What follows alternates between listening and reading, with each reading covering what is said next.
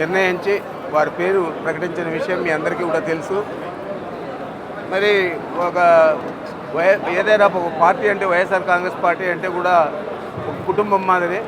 కుటుంబంలో ఏదైనా సమస్యలు వస్తాయి, ఆ సమస్యలన్నీ కూడా పరిష్కరించుకొని విజయ పదంలో నడవడానికి సుగమం చేయాలని చెప్పి ఈరోజు నన్ను ఇక్కడికి ముఖ్యమంత్రి గారు పంపడం జరిగింది.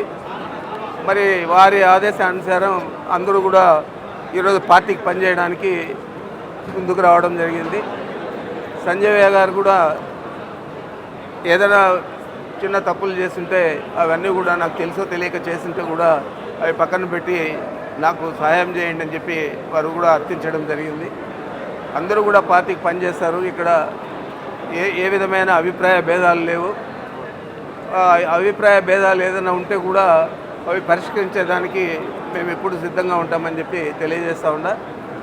గతంలో ఎంత మెజారిటీ ఇచ్చారో అంతకంటే ఎక్కువ మెజారిటీ ఈసారి ఈ నియోజకవర్గంలో సాధించాలని చెప్పి సాధిస్తారని చెప్పి కూడా నేను భావిస్తూ ఉన్నాను. Please subscribe .news.